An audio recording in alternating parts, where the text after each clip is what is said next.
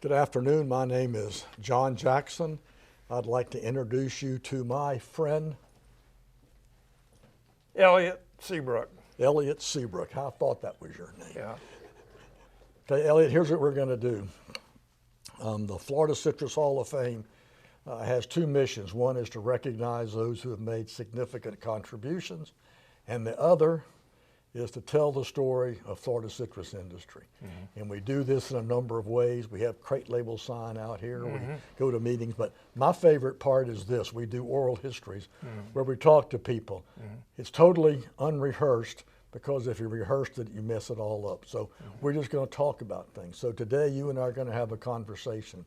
And this is going to be enlightening for me, because you were in an area that most growers had no concept or idea what was going on and how it operated. And as I've told you a number of times, I always had a big mouth, and whenever something would come up in the paper or something about imports, the paper would call me and I would make some comment, and the next morning John Nelson would call me and invite me for lunch at Pine Meadows, and we'd go have lunch. And John, in that quiet, nice, friendly way, would explain to me the facts of marketing citrus, and that I needed to understand that imports were not hurting growers, but they were helping growers. So tell me a little bit about how you got involved in citrus, and you can go back to when you were lighting heaters in groves on cold nights, and then I want to move through and talk about your role in marketing, imports, and that whole area. Okay. Well, first of all, my family came to Umatilla in 1948 from South Carolina. My dad was a tomato grower, and we had family in Umatilla, the Osborns and the Hamricks, and you remember Charles Osborn Very well. Was one of the founders of Golden Gem. He was the secretary of the company. Well, he was my mother's first cousin. But anyhow, we came down here. My dad was looking for a change. He was a recovering alcoholic, and so whatever. So we came down, and he tried, in addition to being in the restaurant and hotel business, he tried to grow tomatoes in this area. And I wouldn't say unsuccessfully, but he wasn't very happy with the product. So anyhow, I graduated from Umatilla High. I went to the University of Florida, majored in business, and when I graduated, I went directly, a week after I graduated, I reported to Naval Officer Candidate School in Newport, Rhode Island, and went through the program, graduated, spent 3 years on a destroyer, the first guided missile destroyer in the United States Navy, in the world, really, and spent the whole 3 years on that ship, and eventually I was a department head. I was a weapons officer, department head, gunners, torpedomen, sonarmen, fire control technicians, and then some of the guys that weren't so smart, we called them the deck apes. But anyhow, when I got out of the Navy, I had plans to go in the FBI, had been accepted and was waiting to go to Quantico, Virginia for the training. And Jack Nelson was my neighbor. He was a neighbor of my in-laws with whom we were staying while he later, I moved to live next door to him. But he and I were talking in the yard one day, and he said, I wish you'd go see my dad and talk to him.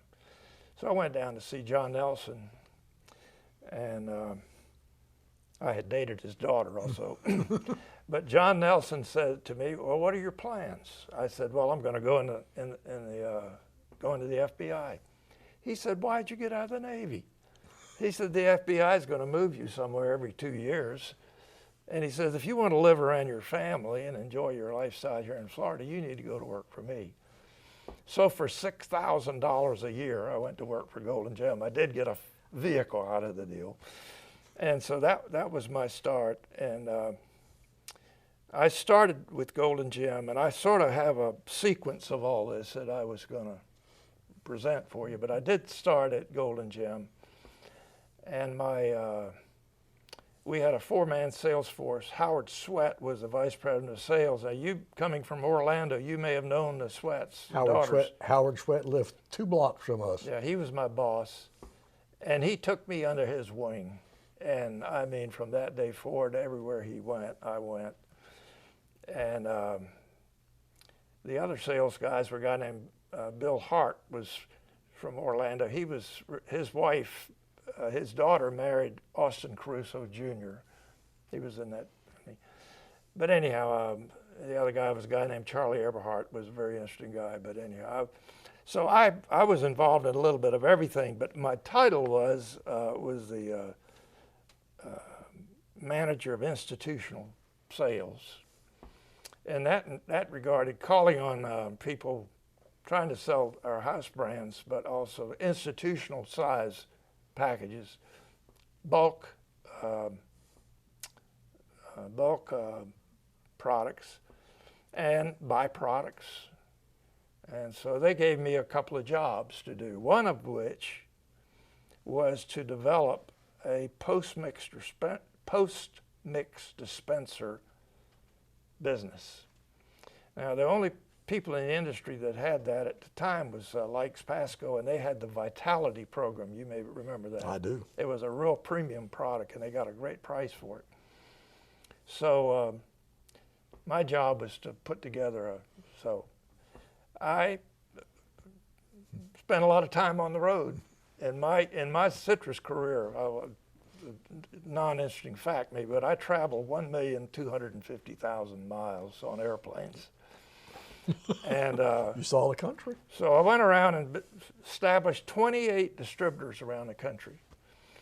And we were using a Dole valve machine post-mix dispenser. Now, I don't know whether you understand the difference between a regular dispenser and a post-mix dispenser, but the old dispensers you used to reconstitute juice, put it in a globe that you could see, had a paddle, and after a time the flavor got sort of flat. The post-mix dispenser, you put quality concentrate in a container, and it had hooked up to water, and when you hit the valve, the water flowing through the valve, through the Venturi effect, pull the concentrate in and mix it. Right there. So every serving was a fresh serving. And we made the bricks was always, I think it was either 53 or 54 degree bricks, because that kept the other people around. If the guy that had the machine wanted to go and buy some cheaper orange juice to put in his machine, it wouldn't work. So I after that, and then the other thing I got involved with is I showed Brenda, was testing this package, a Regal box for packaging of frozen orange juice to take place of the 6 and 12 ounce cans. Yeah. And it was a great concept, and Kroger was the test market for us. We had the Columbus, Ohio division of Kroger, and Ben Hill Griffin was involved. He was the other packer that was also had part of the test. And bottom line was it wasn't a success. And as I explained, the thing about the conventional 48 6-ounce can or 12-ounce can, when you put it in a case, there was airspace within there where the frigid air would ride. And in our case, we fill the cans or the boxes first and then put them in the carton. But Ben Hill Griffin was putting the product in the case and then putting the case in the freezer tunnel. And what happened was that you did have the air circulation in the conventional container, but with this, the outside boxes insulated the inside boxes. It would never freeze, and so it didn't work. So from there, I moved on to Citrus Central, which was the sales group at that time. Now, at Golden Gem, as I said, I was involved in private label sales and whatever. And matter of fact, during this test period of this package, I was not at Citrus Central in Orlando with the rest of the sales guys, but I had the Kroger account for Citrus Central, and that was about three-quarters of a million case account. So I had experience in private label. Now, private labels. Private now, label. Are Golden Gem put it in a can that had Kroger's name on it. That's right. Okay, yeah, that's right. I mean, 80% of our industry turned out, as you know, as we got away from, as I'll mention, about hot pack, which is 6-ounce and 46-ounce metal cans, which were pasteurized, and the 46-ounce cans weren't even labeled till they got the order and you put it in a case. And but Plymouth was involved in that, which was later one of my companies, and Bordeaux Citrus Products, where I was on the board of Bordeaux when I was the manager of Plymouth. They were in the single strength business, and they also were in the section business. They were big in citrus sections. So I moved on to Citrus Central, and we had about a 25-man sales force, 15-man sales force. I was responsible for private label, both frozen and canned. And I had 3 assistants, and we called on the private label customers. We had 98 private label chain stores that we supplied, ranged from as few as 10,000 boxes to Kroger, which was 750,000 cases. The average of that 98 was around 110 or 15,000 cases. Some of that juice was, well, I don't know the appropriate time to get into this, but we made, when Citrus Central was formed, we were doing, the reason that Citrus Central was there and the reason that I was there was in 1967, the manager of of Golden Gem, I'll give you a list here I've got.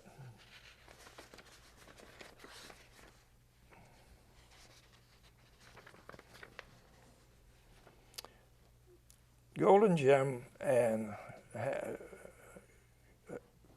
contacted a number of the competitors that were co-ops, mainly, with the idea, instead of all of us competing each other for this business, we'd have a co-op of co-ops. Yeah, they formed a federalized co-op, and most of whom were co-ops, but the people that were interested were Adams Packing, Bordeaux Citrus Products, Ben L. Griffin, Citrus World, Golden Gem, High Acres, Juice Bowl Products, Lake Hamilton, which became Orange Co.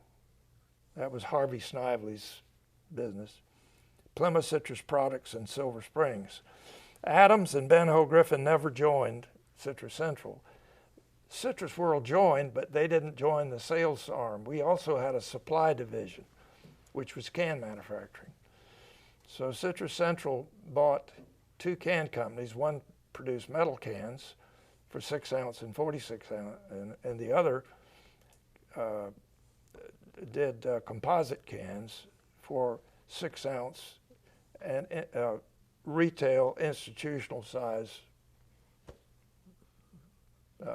paper, really, yeah. Composite cans, okay? So with that, of course, we competed with the commercial can companies for the business. We weren't very popular in that. Continental Can didn't like you, huh? You didn't get a Christmas card from them? No, we didn't get none of those guys liked us.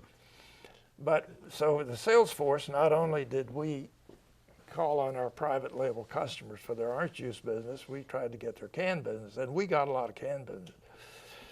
So the profitability in the can division subsidized the returns to the grower members, which was a great deal. So the can division was a great success. The sales division, not so much. And the problem, I guess, a number of problems, but there was friction among some of the members because there were some members or middle management people that never liked the concept of. So what you had to do when you had this central sales company that was selling this product and then had to distribute the cases to be packed by the members, you had to take into account the quality of the specs of the customer and the length of the run, how efficient was the pack, you know? And everybody was always unhappy. My quality requirements are too high. I'm getting too many of the short runs. And so that wasn't very popular. The other problem was that when you put these together so they wouldn't compete with each other, all of them had some kind of different program. My background at Golden Gem was we followed Likes. Likes Brothers used to publish a price card every week about what the price was for 48 6-ounce or 24 12-ounce RSUs.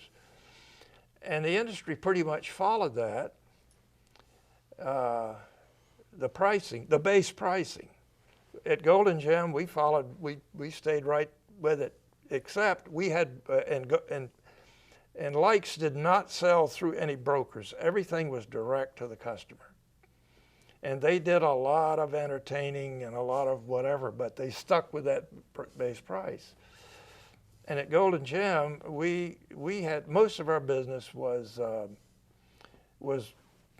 direct, but we had certain markets where we had brokers. We had a broker in New York City, New York market, the Northeast, and we had a broker in Cleveland, Ohio, and we had a broker in Los Angeles. But other than that, but most of our competition had various kind of programs. They either gave a discount off the base price, or maybe they had a broker and the broker split brokerage with the customer. And so what ended up was when we tried to put all these companies together, we ended up with the worst price program that any one of our members had with a customer. So the ultimate goal was to go the other way, the best price. It worked. It didn't work. And so Golden Gem had, there were other issues. You had, of course, a new level of management that you didn't have. And the only thing that really happened was the sales divisions were pretty much put together. But none of the individual companies changed their management structure a lot. Citrus Central brought in some high-priced executives, most of which were from outside the industry. The only one that was was in management and was actually the general manager for a period of time was John St. John, and you may remember that name. He had been the president of Minute Maid before Coca-Cola owned it, so he was on that board. So anyhow, it didn't work, and ultimately it went away. Did you sell the can business to somebody? Even though that was profitable, it seemed like you could have kept that. I imagine they did for a while. I don't, I sort of got out of. I'm sorry that I don't remember that because by that time I was doing something different. You were moving on. Yeah, I was doing something different. But like I said, we did 87 when I was at Citrus Central as a private label sales manager. We had 98 private label brands. 87% of our frozen was private label, and 13% were our own brands, like Seal Sweet or Golden Gem or whatever. So there were two major committees at Citrus Central. One was the marketing committee, and the other one was the supply committee. And when I went to Plymouth as the manager later, I left Citrus Central when I was offered the job at Plymouth. then I became on the board of Citrus Central, and they elected me the chairman of the marketing sales committee because I was the only one of them that had any direct experience, I guess, whatever. But so, as I said, Adams and Ben Hill Griffin never joined, although I guess Ben Hill Griffin, I think, eventually owned Orange Co., didn't he? I think he did. It was a private company. It was not a co-op. But Citrus World was the only one of the companies, although they weren't part of Citrus Central sales, they were the only one of these companies that I mentioned that survived. And they developed their own brand, which was Florida's Natural. Well, the Duck had Donald Duck for a long time, wasn't it? Well, they had Donald Duck, like, you know, Southern Fruit had Bluebird, Yeah. and, you know, there were these different canned juice. And I always thought that canned orange juice was pretty sorry, but I like canned grapefruit juice for some reason. Yeah, you probably add a little something to it. Yeah, well, yeah.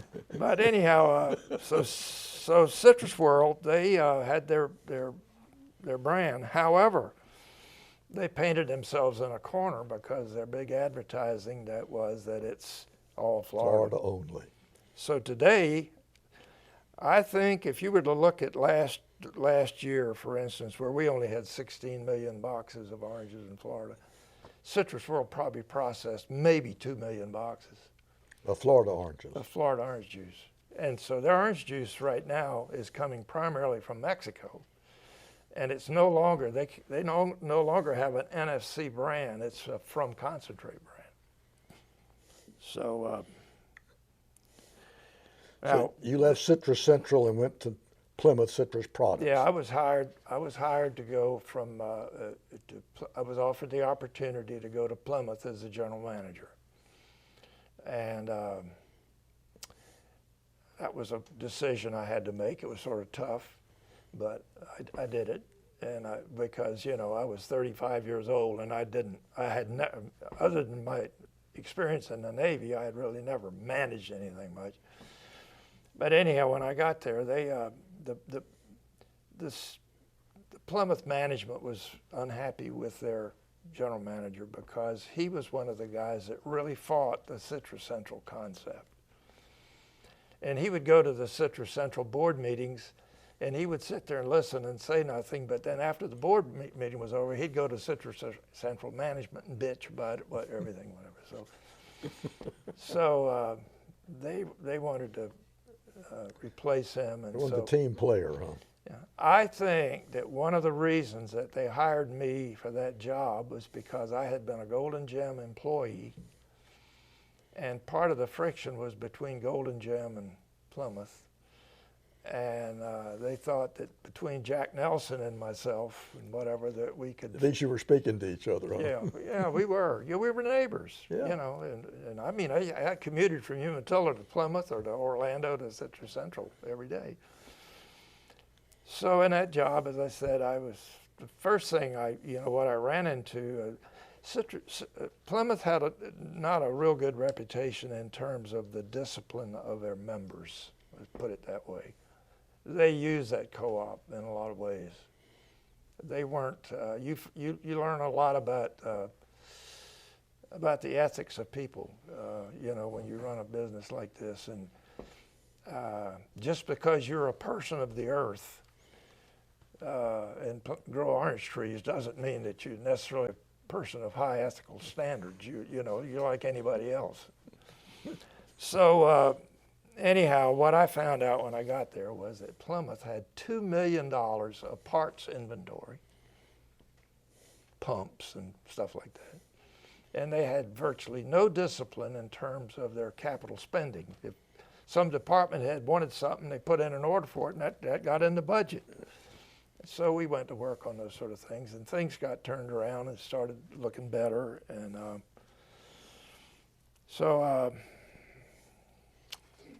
that, things, we began paying competitive returns, and the members were happy, and until all these freezes struck, and that got And Plymouth Citrus Products, who were the members besides Plymouth Citrus Growers? Was Mount Dora a part of it? I was going to tell you that Plymouth Citrus had a really very good base in Orange and Lake County. They had Florida Citrus. Plymouth Citrus Growers. They had Herman J. Heydrich and Sons. And we had in Lake County, we had Lake Region, which was a big member, and we had Mount Dora was a pretty good sized member. And then we had members on both coasts, West Coast and East Coast, and then we had a large contingency of members in the Vero Beach, Fort Pierce area.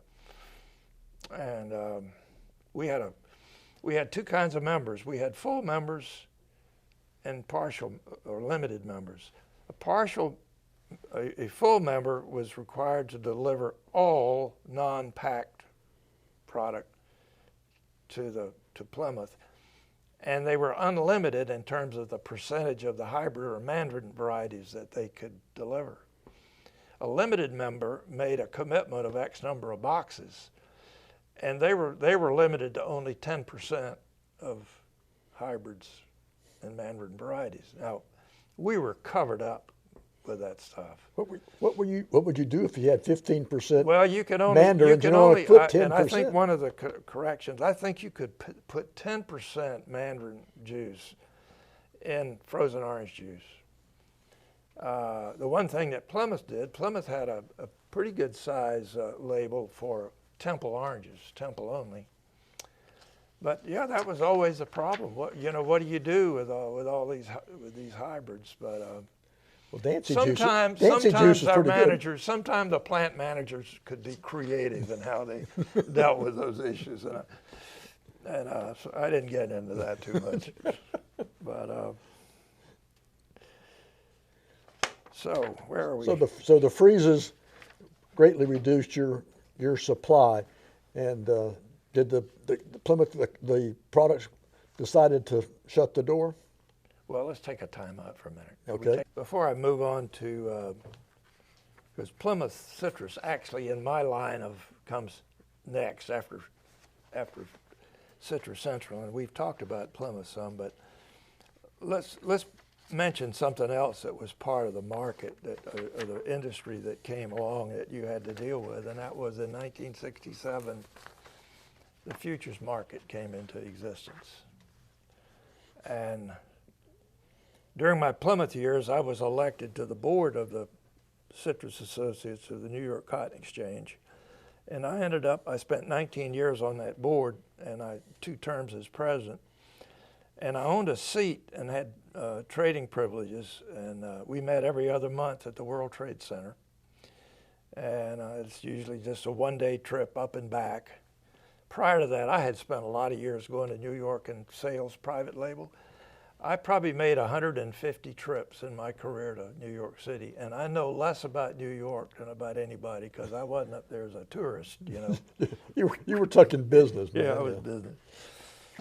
Yeah, but so anyhow, the futures market came along, and the board of the Cotton Exchange had about 15 members.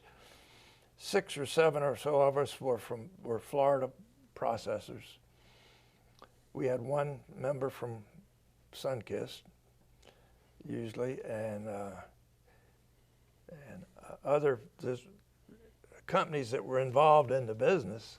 And then the rest of the board were made up of floor traders, the guys that were in the ring. So we'd wait till the market would close until we could have our board meeting.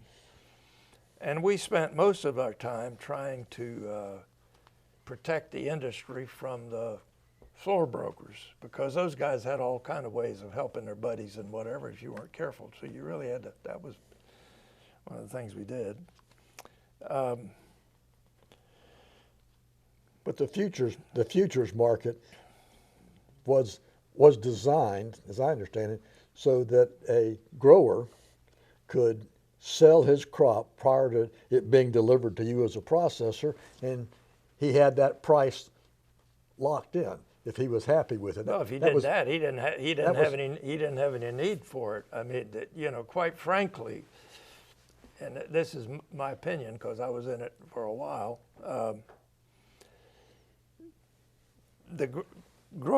lot of growers, when the futures market came into existence, they thought they had the fundamental knowledge to maybe trade. They thought they knew what was going to happen to the crop size and there's in a futures market with all these speculators, there is so much information and whatever. Yeah, I used to say the dentist in Cincinnati made more money than the grower in Umatilla. Well, you didn't.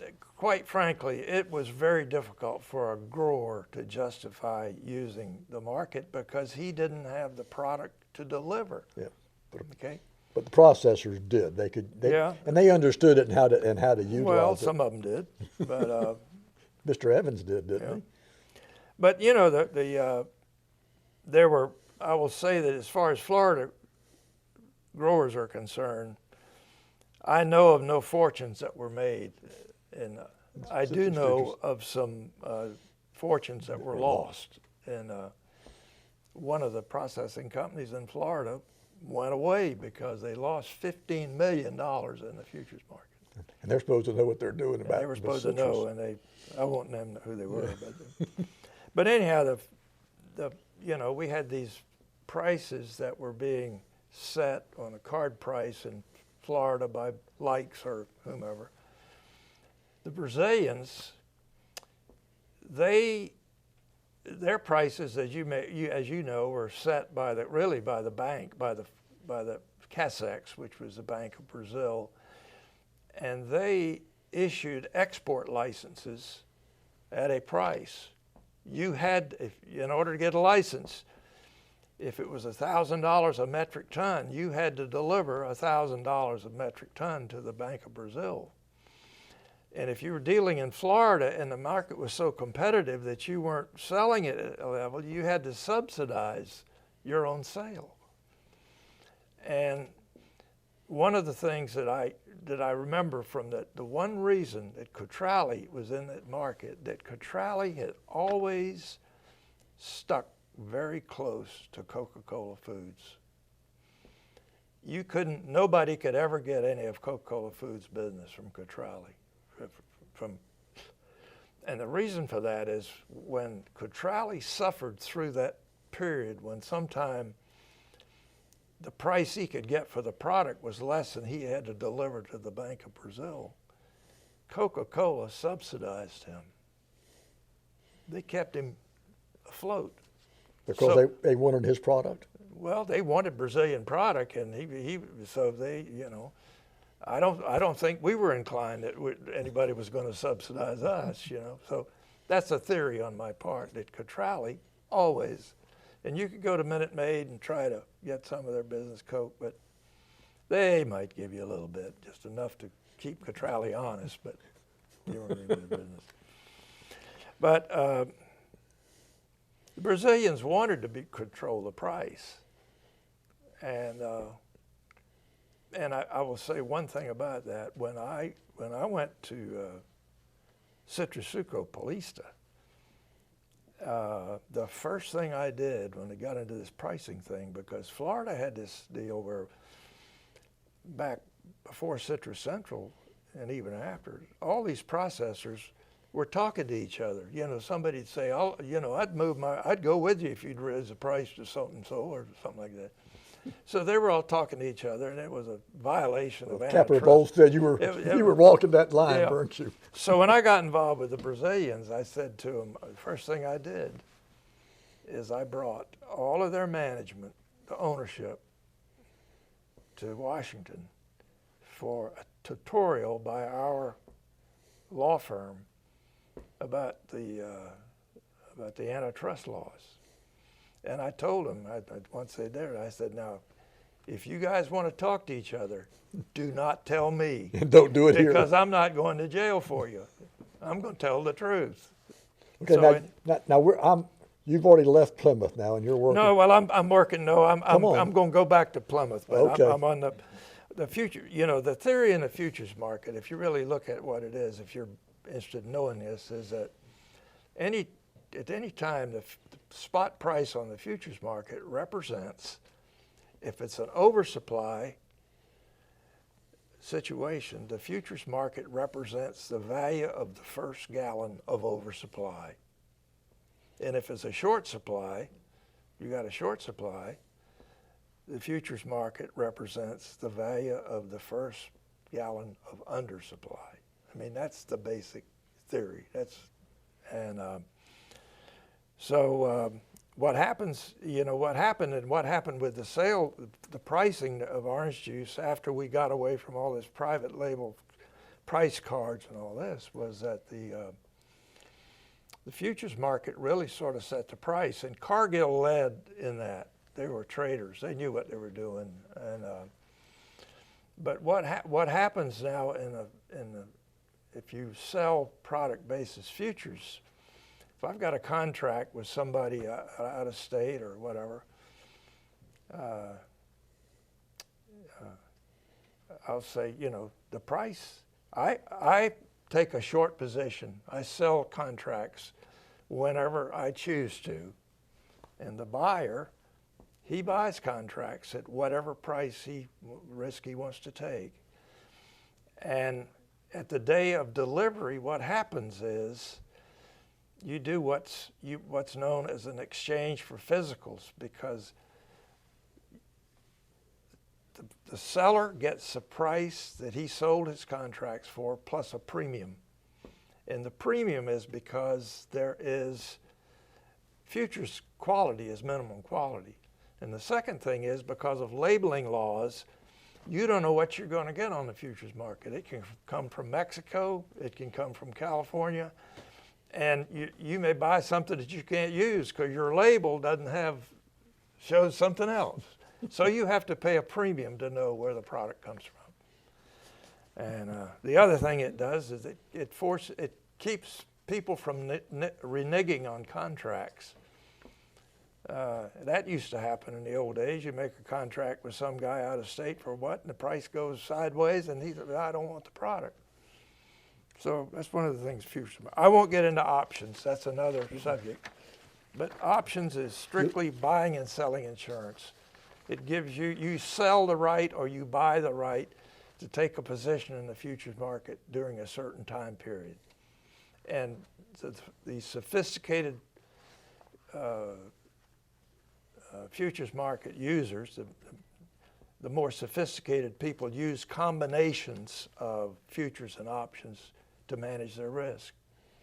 I have a son that's a commodity broker, and that's what he does every day, and he deals with all the big guys.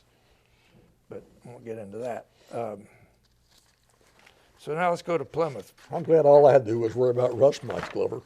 Yeah. I need to take another sip of my water. Where is it? Right there. Well, see, growers had no clue, at least from my perspective, of what all was going on with this, because they wanted to know what the price per pound solids was, and the rest of it was immaterial. It's like I tell my son-in-law, who's a diesel mechanic, I don't really care how that engine operates, just tell me where to put the damn key in so I can start it. Yeah. All right. So I go to, to answer you, it always, and I've said this many times, it's unbelievable how little the growers know about the business they're in. Oh, okay. So, but it's a commodity business. Growing it was the easy part. Selling it was the hard part. There's nothing easy about growing it, but I mean, it's a commodity, and the market tells you what it's worth. In April of '75, I was offered this job to go to Plymouth, which I did, and I've already gotten into some of that. I won't have to beat the horse on that, but things were going pretty well for us until, I guess, as I say in here, we weathered several freezes, 1970, 77, 82, and 83. We had 2 strikes by our union. We built the most modern and efficient juice extraction facility and probably in the industry, and we bought 3,200 acres of citrus grove in Indiantown and Fort Pierce. we were a cooperative and we did our financing with the Bank for Co-ops. They were not in favor of us buying citrus groves. In their mind, that was going to be non-member business. And so I said to the board, whatever, I said, somebody had come to us and wanted us to loan them money so they could buy these groves and they would deliver the fruit to us and pay us back. And I said to the board, if we're going to loan the money, we're going to have the risk. Why don't we buy it ourselves? The board said, well, go ahead and see if you can do it. He didn't think we could. So I went to the Bank for Co-ops. They didn't think it was a good idea. I went with the Federal Land Bank and they said, oh yeah, we'll work with you. Well, when I did that, the Columbia Bank, all of a sudden, they wanted back in because they were going to have the risk without the loan. So we bought the groves, which provided us with about 1 million boxes a year.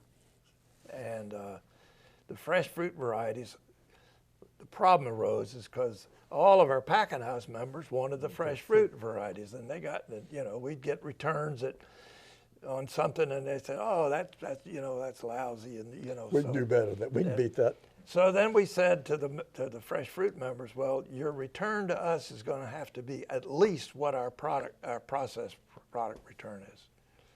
Some of them didn't like that because they had us in all kind of different pools and whatever. So that caused a problem, and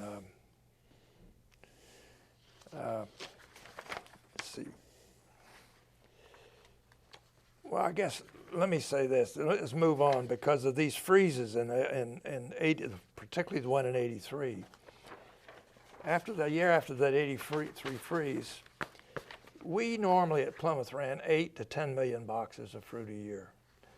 And after the 83 freeze, and then there had been an 82 freeze, our members only estimated that they'd have 4 million boxes for us. What's the alternative? Go in the cash market and buy it? No, you can't do that. You couldn't afford to do that. You'd lose your fanny on that. So, interestingly enough, I got a call from Joe Marshman at Citrus World, and they were having a similar problem. They usually ran about 12 million boxes back then, and they were going to only have 7. And he said, why don't we think about running one plant? And he said, if you let me run your fruit, I will process the fruit. I'll package it, I'll store it, and I'll ship it to Citrus Central for their customers. And we'll only charge you the incremental cost of production. In other words, you don't have to pick up any of our capital costs, paying off our loans or whatever.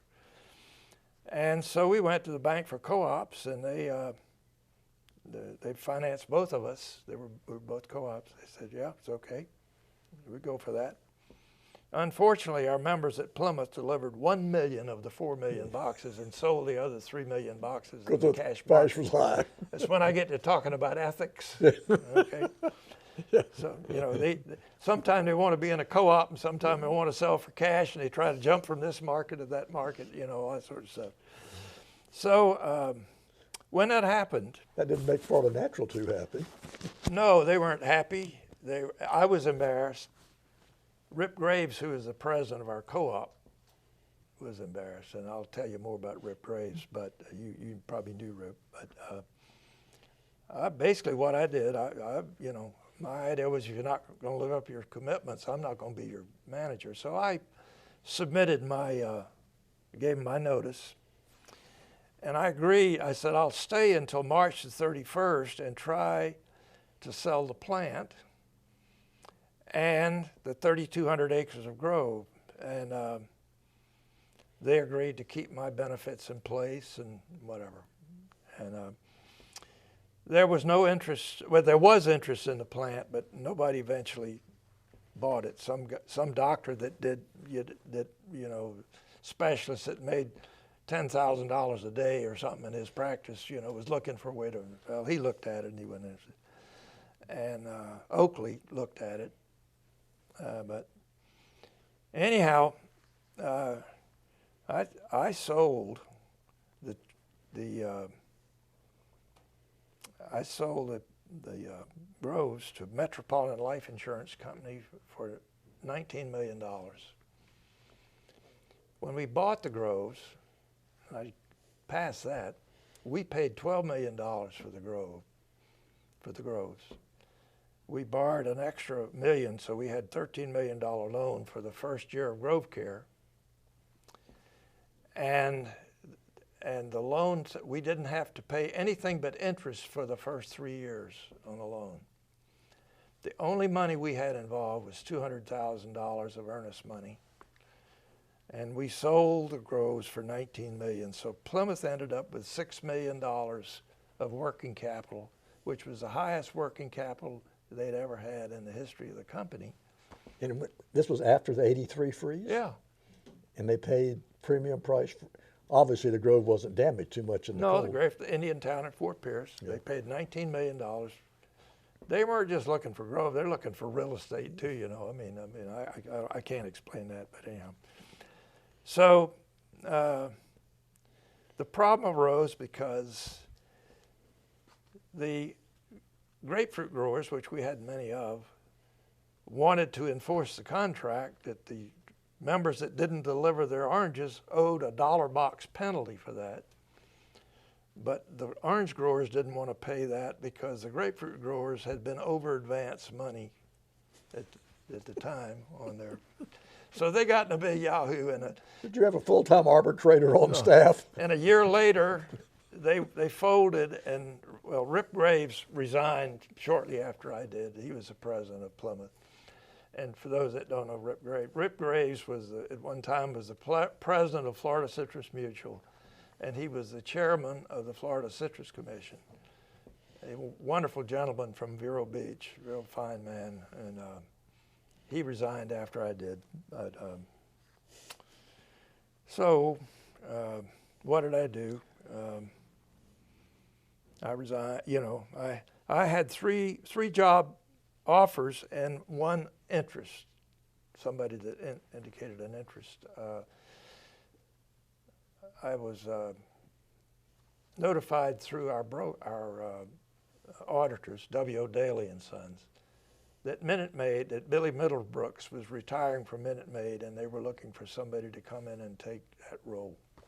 I never had any conversation with them because I met with Winter Garden because Jim Bach, their manager, was retiring and they were looking for a new manager. I talked with Harvey Snively about his business, which later became Orange Co., and of course Citrasuco offered me the job.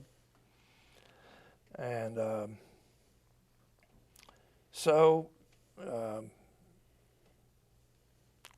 I get my decision. The Citrasuco thing was interesting to me because it had to do with establishing the first Brazilian sales company in North America.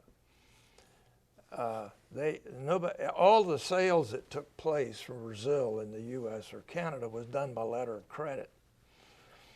And the Brazilian companies had representatives that could call on the customers in North America, but they couldn't contract with anybody. They were what you call a missionary salesman.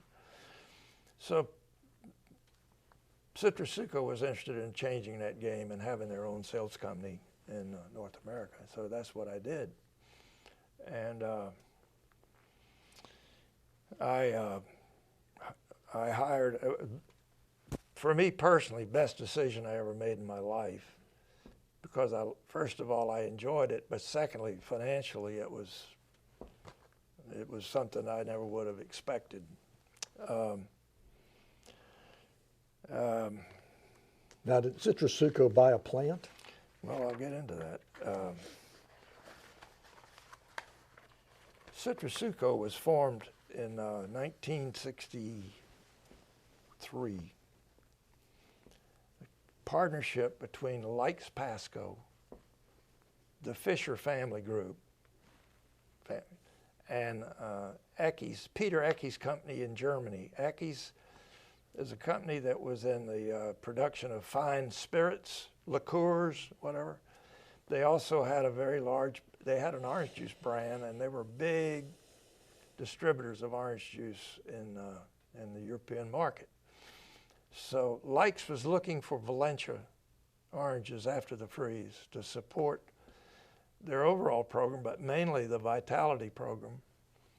And so they formed this partnership and started building a plant. Some Likes people went down there and helped with that. But after a while, Likes' involvement in Brazil became politically unpopular. So they sold their interest to the other two partners, and the other two partners became 50-50 partners.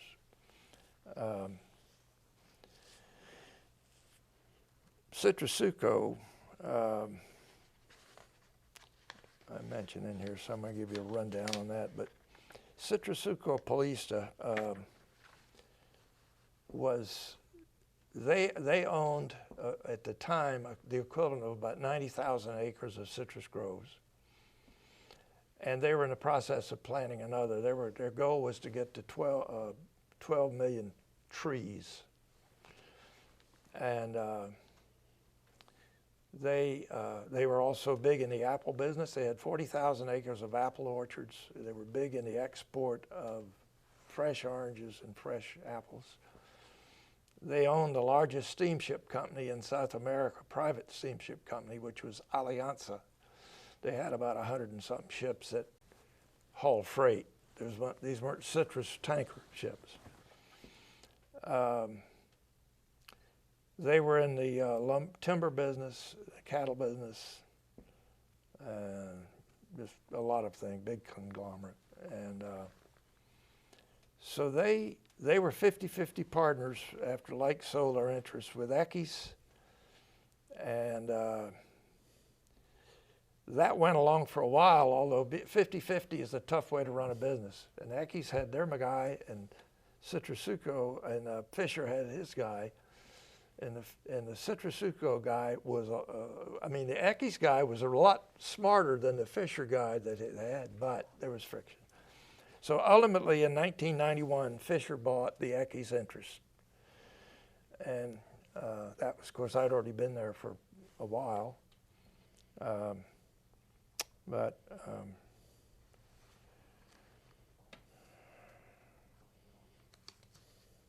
guess that's right.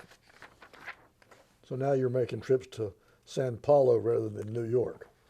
Yeah, during my years there, I made over 50 trips to Brazil. I went down there about 3 times a year, taking customers and meetings and all that stuff. Yeah, and I did a lot of travel in the U.S. Although, when we set up Citrasuco North America, my office was in Mount Dora, Florida. But I put together a sales force.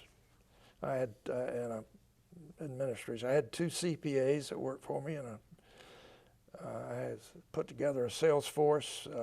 One guy was the international sales manager for international paper. I had some high-end guys, and we had Mount Dora was headquarters, but we had a sales office in Wilmington, another one in Cleveland, one in Toronto, one in Los Angeles, and one in Birmingham.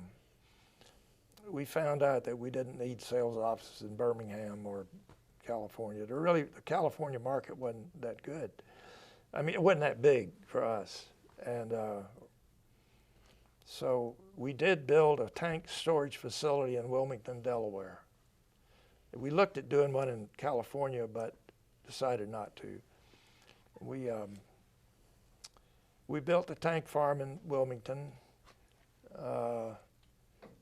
It was built on restored or recovered land near the port of Wilmington, and the city of Wilmington wanted us to come there because of jobs and whatever. It wasn't a big deal. We only had 8 or 9 employees there, but they gave us $600,000 to put the pilings. We had to put pilings in on that recovered land to keep these tanks from settling. So that was our deal in Wilmington. And in our market research, we determined that 300 million what was the thing? I got a note here. How many? I think 50% of the American population lives within 300 miles of Wilmington, Delaware. So we had to Interstate 95 was right outside of our gate. There was a union there were unions in Wilmington, but they really weren't real tough. They never stopped our trucks from coming in or out. The only problem we had was we didn't need stevedores to unload our bulk ships, but we had to have 2 stevedores on the dock at all times as fire watches.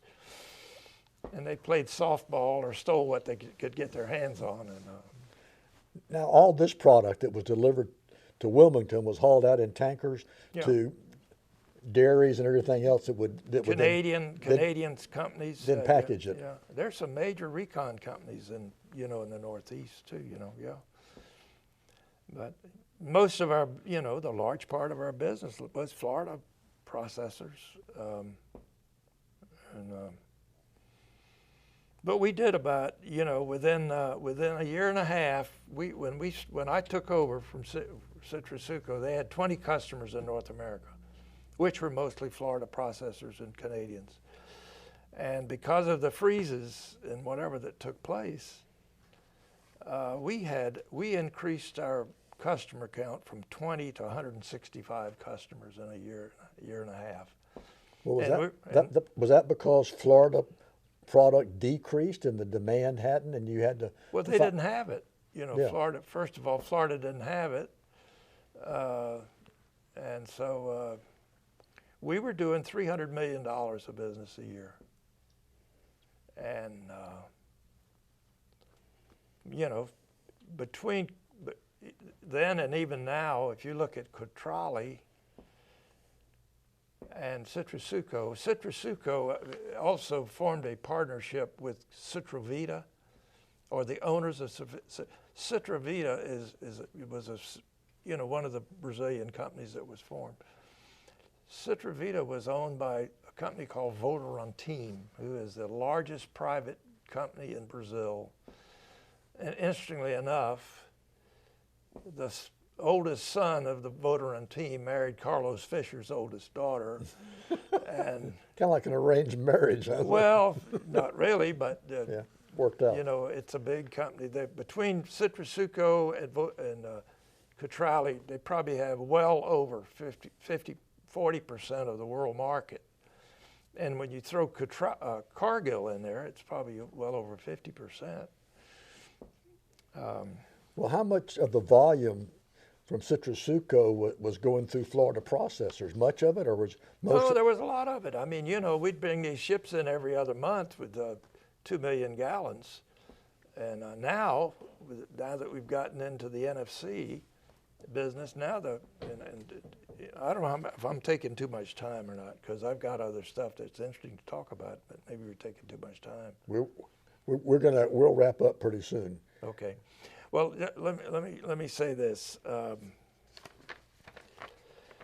What happened with the NFC business, which came really next, was that I think that Florida thought that they could keep Brazil out of the market with NFC because of quality and freight. Because you're 4,500 miles away, and the ship that brought 2 million gallons of concentrate that would make 14 million gallons of orange juice could only bring 2 million gallons of NFC. And now those ships, but Citrasuco and Cutrale were so vertically integrated. They grew the plant, they grew the product, they had the plants, they had the trucks to transport the product to the port. They owned the facilities at the port, and they owned the ships that transported it. And when it got to Florida or Wilmington or Ghent, Belgium, or Japan, they had their own storage facilities. So, they're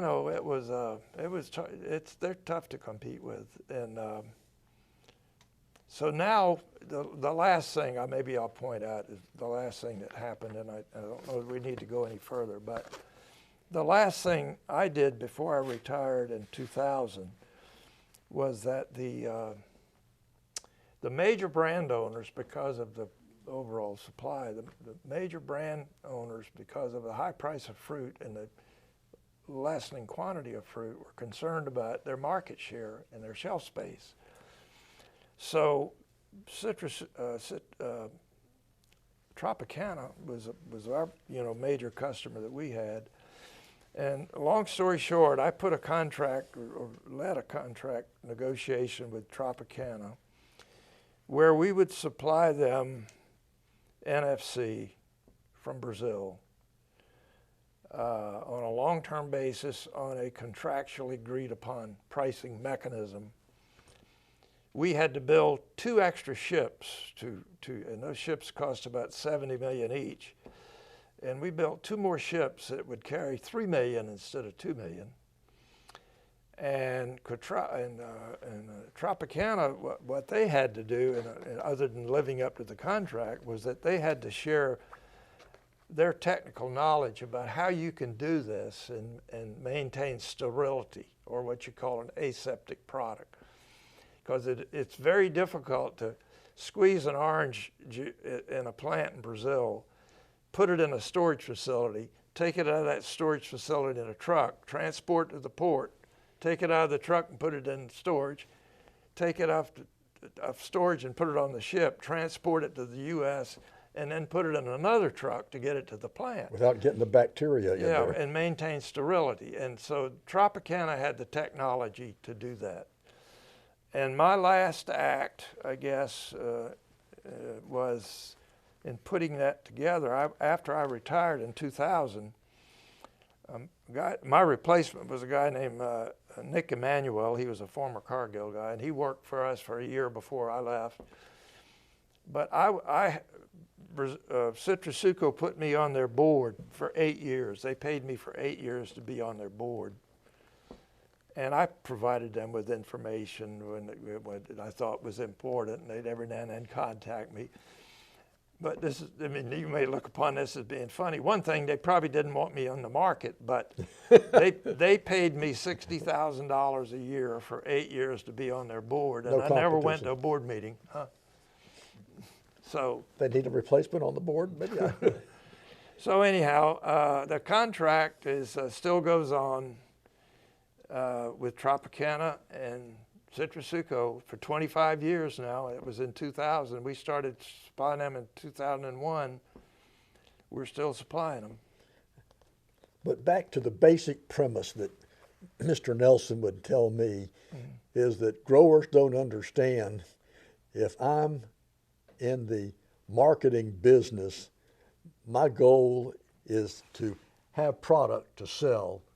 And then if I can sell that product at a reasonable price, I can provide you with a return. But if I don't have product to sell, I lose the customer, and we don't have any, and we don't get the return to you. So, well, the other thing, going back just a little bit to 1962, the 1962 freeze, Florida put everything but the limbs and leaves in a can, and they lost 35% of the market. And the thing that Brazil provided was, particularly for companies like, more than half the fruit in our industry was early mid-season varieties, which do not make grade A for color. no color, right. On a 100-point scale for a grade A, 40 points is for color. Florida can't make color. Well, with early mid-season, they can with Valencias. Brazil, the varieties were Valencias, Paranatel, and Pararios, which all make color. They had about 20% of their crop as early mid. But Florida needed color. When you saved all of these early mid oranges after a freeze, what are you going to mix you needed them with? color. You didn't get that. You lost most of the Valencia crop. So, I mean, it was a laydown. You had to have the product. So, that's the story, and I'm sticking to it. Yeah. Well, we're all in this, kind of all in this together, and it's been fascinating because I learned in a hurry that that if you're going to maximize the price, you're going to have good marketing strategy to do it.